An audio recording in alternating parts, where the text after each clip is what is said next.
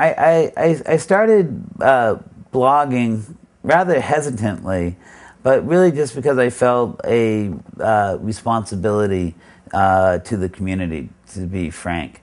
I was asked last October to deliver the keynote for Film Independence Filmmaker Forum in Los Angeles. And I wanted to address, what Mark Gill had kind of put out in terms of his Sky is Falling speech that he had done around the LA Film Festival. And that it felt very much oriented to the business community of film and not to the creative side of it.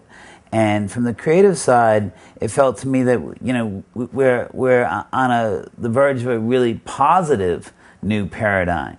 That the ability to access audiences and to distribute your material, albeit not in the wide, well-marketed way that we all got very comfortable, but in a way that really may help to really foster a community around that, is stronger than it's ever been before, and people weren't recognizing that.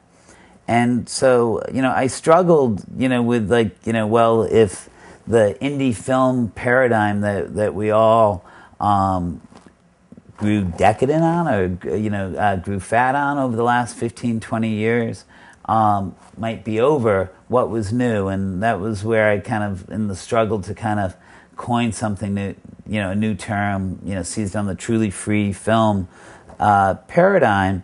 And I felt that if I spoke about it, I better, give people some tools on how to do it. I would love nothing more, frankly, than to have all of that be obsolete and not feel that responsibility of keeping that dialogue going, at least in that particular realm.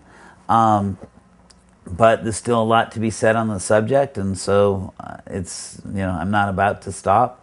But to me, that's just one aspect. That was like the tools and responsibility.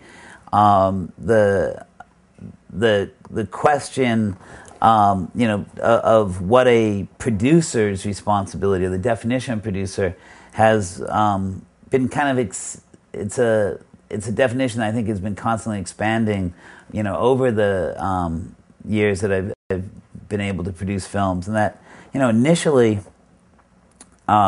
producing was simply that you had to source good material, that you found a good project, whether it was a script or a novel or something like that.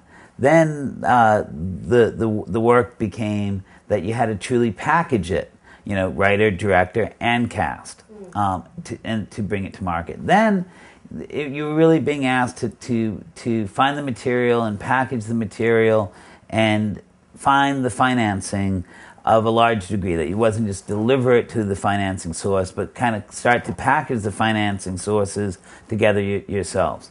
And then I think today there's also the responsibility of bringing some of the audience, to your movies. And with that, I think that all of us who are engaged in the creative process have to take a responsibility of curating. We have to share what we love. And there's many different ways that people can do that.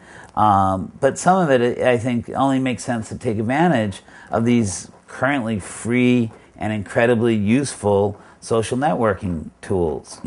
Spread the word about what you like. How do you help get your friends, to see the movies that are coming out?